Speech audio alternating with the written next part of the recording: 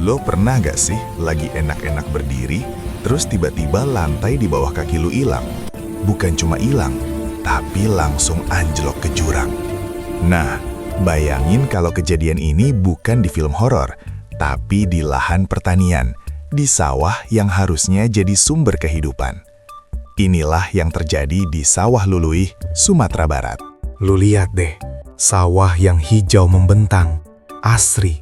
Tiba-tiba, di tengah-tengahnya ada lubang gelap menganga. Diameternya bisa 5-10 meter. Dalamnya, jangan ditanya, bisa belasan meter. Orang lokal menyebutnya luluih, yang artinya amblas, hilang di telan bumi. Kayak bumi lagi kesel banget, terus dia gigit sepotong kecil tanah di sana. Awalnya, banyak orang ngira ini ulah makhluk halus. Mungkin ada danau gaib yang minta tumbal, atau mungkin ada gua tersembunyi tempat siluman bersemayam. Kedengarannya memang mistis dan dramatis, cocok buat cerita sebelum tidur. Tapi, kita ini di channel Tahu Gak Sih Lu? Kita di sini bukan buat nyari hantu. Kita di sini buat nyari tahu fakta. Dan faktanya, fenomena tanah amblas yang bikin sawah-sawah bolong di Sawah Luluih ini sama sekali bukan mistis, melainkan murni geologi, hidrologi, dan sedikit campur tangan manusia. Ini adalah cerita tentang bagaimana 3 faktor sederhana. 1 batu yang rapuh, 1 sistem perpipaan raksasa di bawah tanah, dan 1 sentuhan irigasi berlebihan bisa berkolaborasi buat menciptakan drama alam yang bikin para petani bingung 7 keliling. Oke, mari kita mulai dari pondasi paling dasar. Tanah di sana terbuat dari apa sih? Jawabannya ada di namanya, Sumatera Barat. Wilayah ini, khususnya di sepanjang gugusan Bukit Barisan, kaya banget sama yang namanya formasi karst. Karst ini, buat lu yang belum tahu, pada dasarnya adalah batuan kapur atau batu gamping. Bayangin karst itu kayak biskuit yang lu rendam dalam air kopi. Biskuit itu memang keras, tapi dia punya satu kelemahan fatal. Dia gampang larut. Nah, batuan gamping ini juga sama. Kelemahan fatalnya adalah air, terutama air hujan. Air hujan secara alami itu sudah sedikit asam karena dia berinteraksi sama karbon dioksida alias CO2 di udara. Jadi, air hujan itu bukan H2O murni, tapi dia sudah mengandung asam karbonat lemah. Ketika air hujan asam ini meresap ke dalam celah-celah batuan gamping di bawah Sawah Luluih, proses pelarutan itu pun dimulai, pelan-pelan tapi pasti. Analogi warung kopinya gini, lu lagi mau bikin minuman manis, terus lu tuang air ke gelas yang sudah ada gula di dasarnya. Lu gak perlu ngocok kenceng-kenceng, pelan-pelan, gula itu bakal hilang, larut sepenuhnya ke dalam air. Karst di Sawah Luluih itu si gulanya, dan air hujan itu si airnya. Proses pelarutan ini namanya solusi. Selama ribuan, bahkan jutaan tahun, pelarutan ini menciptakan rongga-rongga kosong di bawah permukaan tanah. Rongga ini yang sering kita sebut gua, atau dalam konteks ini, cikal bakal lubang amblas. Jadi, penyebab pertama kenapa tanah di sana gampang bolong adalah karena fondasinya sendiri, si batuan karst, sudah punya sifat bawaan untuk melarut dan menciptakan ruang kosong di bawah tanah. Ini adalah proses geologi yang tak terhindarkan. Kalau si karst itu adalah gula yang lagi larut, sekarang kita butuh si airnya kan? Nah, disinilah peran besar dari sistem hidrologi bawah tanah Minangkabau muncul sebagai penyebab kedua. Karena batuan gampingnya sudah bolong-bolong akibat pelarutan tadi, air hujan atau air yang datang dari irigasi itu gak mengalir di permukaan saja.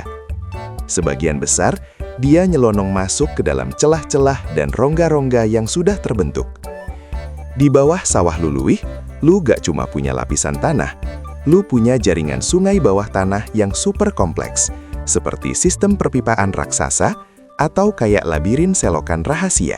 Di Sawah Luluih, air yang mengalir deras di dalam gua-gua bawah tanah ini punya 2 fungsi merusak. Fungsi pertama, dia terus mempercepat pelarutan batuan karst. Semakin deras airnya mengalir, semakin cepat zat-zat terlarut itu terbawa pergi. Ini namanya proses erosi hidraulik. Fungsi kedua, dan ini yang paling krusial, aliran air bawah tanah ini membawa material halus dari lapisan tanah di atasnya. Coba lu lihat tanah sawah. Itu kan campuran lumpur, pasir halus, dan lempung. Nah, ketika ada rongga di bawahnya dan ada air yang mengalir di rongga itu, air itu akan menyedot perlahan butiran-butiran halus dari tanah sawah ke bawah. Ini persis kayak lu lagi nyedot minuman bersoda pakai sedotan, tapi sedotannya lu tancepin ke tanah berlumpur. Perlahan-lahan, tanah itu bakal tertarik masuk ke dalam rongga. Fenomena ini yang disebut piping atau pembentukan lorong erosi.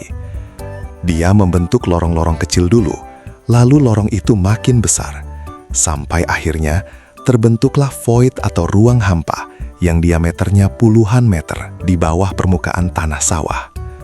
Pada titik ini, sawah di permukaan itu cuma disangga sama atap tipis dari lumpur. Sampai sini, lu sudah tahu bahwa batunya rapuh dan di bawahnya ada sungai yang nyedot tanah. Ini semua adalah proses alami yang terjadi di kawasan karst manapun di dunia. Tapi kenapa di sawah Luluih, amblasnya jadi begitu sering dan dramatis dalam beberapa dekade terakhir? Plot twistnya di sini. Ternyata manusianya ikut andil tanpa sengaja dengan aktivitas yang justru tujuannya buat mensejahterakan mereka. Irigasi intensif. Sawah itu butuh air, banyak air. Petani mengairi sawah mereka biar padinya subur. Air yang lu lihat menggenang di sawah itu bukan cuma beban visual, tapi juga beban fisik.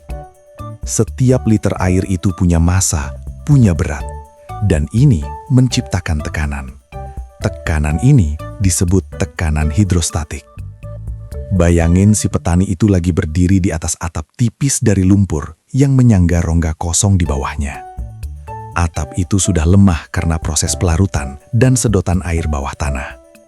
Ketika si petani membanjiri sawahnya dengan air irigasi, dia secara drastis meningkatkan berat total di atas atap lemah itu. Anggaplah ambang batas kekuatan si atap lumpur itu cuma bisa nahan beban 10 ton. Sebelum diirigasi, berat tanahnya cuma 8 ton, aman. Begitu diirigasi, berat airnya nambah 3 ton, total jadi 11 ton, jebret.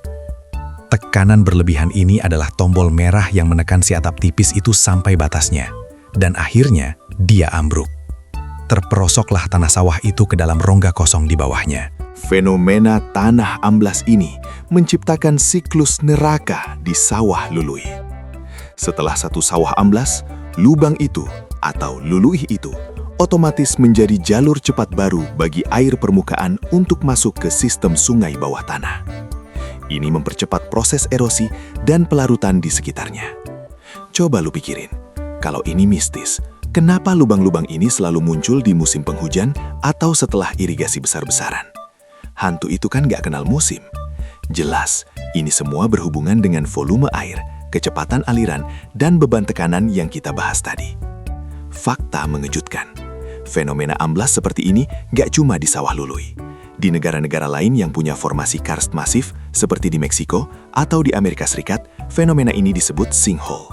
Mereka menghadapi masalah yang sama persis. Jadi, tahu nggak sih lu? Misteri sawah Luluh itu akhirnya terbongkar.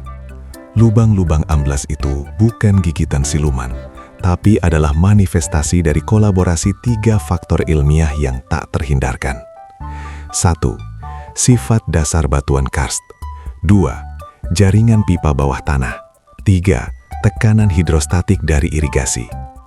Tugas kita bukan melawan kelemahan itu, tapi memahaminya. Apakah kita harus berhenti bertani di sana? Tentu tidak. Tapi mungkin kita perlu memikirkan kembali bagaimana cara kita mengelola air irigasi. Atau mungkin beralih ke tanaman yang tidak membutuhkan genangan air masif. Atau bahkan melakukan pemetaan geofisika yang jauh lebih detail untuk mengidentifikasi di mana saja rongga-rongga kosong itu bersembunyi. Gimana menurut lo? Komen di bawah, share pendapat lo, dan jangan lupa like serta subscribe buat fakta-fakta mind-blowing lainnya dari Tahu Gak Sih Lo. Sampai jumpa di episode berikutnya.